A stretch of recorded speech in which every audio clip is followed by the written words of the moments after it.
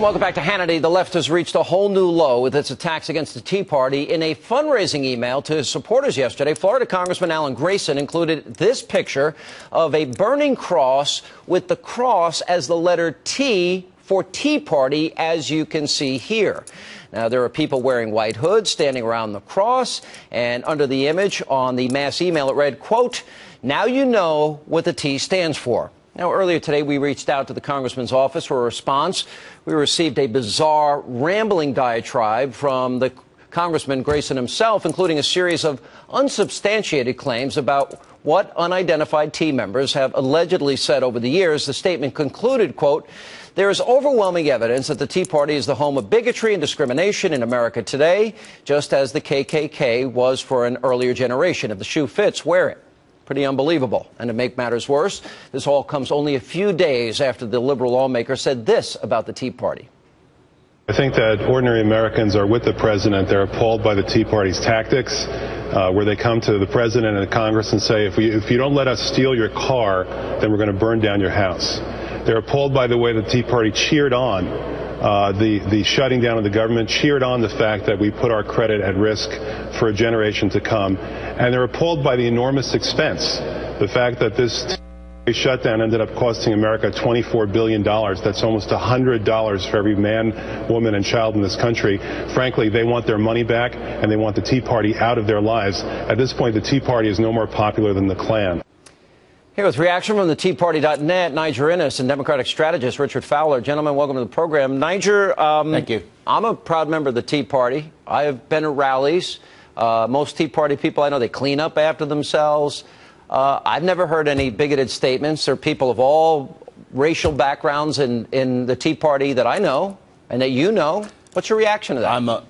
I'm a leader within the Tea Party movement. Yes, you are. And I'm a rock star in most places where the Tea Party operates, and I come out to speak. There's no question about it. Look, Sean, you know this. For years, I've been talking about this phenomenon called the Al Sharptonization of the Democratic Party, which ironically Al Sharpton doesn't even do anymore. But these guys are into racial demagoguery, into the most coarse race baiting possible. That's why I want your viewers to stop this and join me in stopping this by going to my website, nigerinnes.com, and sign the petition to end race baiting racism, because it is racism. End it now. What do you think, Richard Fowler? I mean, you going to stand by what members of your party are saying? Listen, I think there's a lot of people that have called the Tea Party names over the past couple of weeks, including formerly one of their own, Why don't you answer my McCain. question? Are you going to stand by and you going to support that statement by Alan Grayson, a member of your party? Do you think that's appropriate? Well, Alan Grayson has been very clear to say that the Tea Party has held this country hostage and wasted $24 billion He's comparing of it to the people's Klan. money. I mean, I don't know what part of this question you're having a hard time understanding, but I'll say it slowly if you need it said slowly. Do you support and agree with, do you condone what he said? Listen, Sean, like I said, I think there's a lot of people calling the Tea Party names. I didn't ask you if there's a lot of people. Let me say it again even slower. Do you agree and support what Alan Grayson said? That's a yes or no question.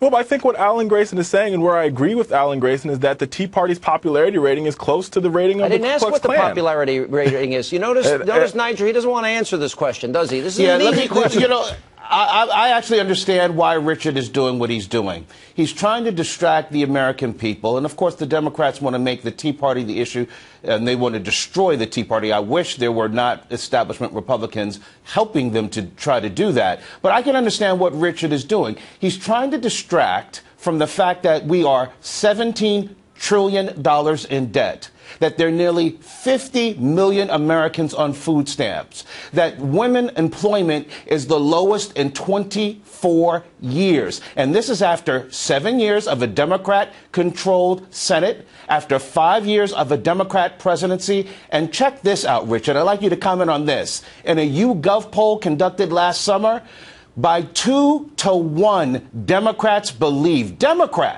believe the American dream is dead. So with those types of abysmal statistics under Democratic leadership and a nihilism that exists among Democrats, I don't blame you, Richard, for trying to make the Tea Party the issue. Just 1 second. Wait just 1 second. The reason why the American dream is in peril has everything to do with the fact that what we've seen from this Republican Party is they've trampled on women's rights when they refused to pass the Violence Against Women's Act. They've trampled on LGBTQ rights. They've trampled on the rights of African Americans by not renewing the Voting Rights Act. The reason the economy is not doing well is because Republicans have trampled on the rights of women. Is that what you're really saying? That is just dumb. That is just ridiculous. Wait a second, Sean. I'm going off the point that he made, that he said the American dream is dead and how we're the ones that are trampled on the rights of women. hurting women and African Americans. That's just not true. Richard. All right, let me go back to the subject. Let me go back to the subject at hand. That is because John Boehner and the members of the House of Representatives don't get the work. They can't get the work done. Let me go back to the rhetoric, because the president says, you know, the Republicans want dirty air and dirty water, and they want to throw Granny over the cliff, and we see all those ads. You know, the president also lectures on discourse in this country. And I ask you a simple question about Alan Grayson calling Tea Party members, comparing them to the Klan, and you don't have the moral strength and fortitude to say that's just inappropriate, that's not true, and that's wrong. Are politics that important to you? That you cannot just state the obvious, that was dumb of him to say it, and it's inaccurate and untrue. Do you have the integrity to just admit that? I'll ask you one last time. Wait a minute, Sean. The argument that I think is very clear here is that Democrats are the only ones throwing names at the Tea Party. John McCain has thrown names at the Tea Party. Give me an example. Give me an example. John McCain called the Tea Party out and called them derogatory names last week. You're not giving me. Give me a comparable example where some conservative in this country is referring to the president as John McCain called the Tea Party hobbits last week. John McCain is a Republican and he's not a conservative. And if the Republicans most conservatives don't even agree with him. Democrats are throwing stones at the Tea Party. Perception shapes reality. There has to be a problem. You've answered our question. You don't have the courage to do it, so I got it. We'll give the last word to Niger. Richard, I hope you join the millions of Americans that are sick of this race-baiting racism. That's an insult to our heritage as black Americans. Go to NigerInnis.com, Richard, and be the first one to sign on to the petition. All right, we got to go. Thank you. I won't Richard, we appreciate your talking points. Thank you for, you did a very good job of reading them.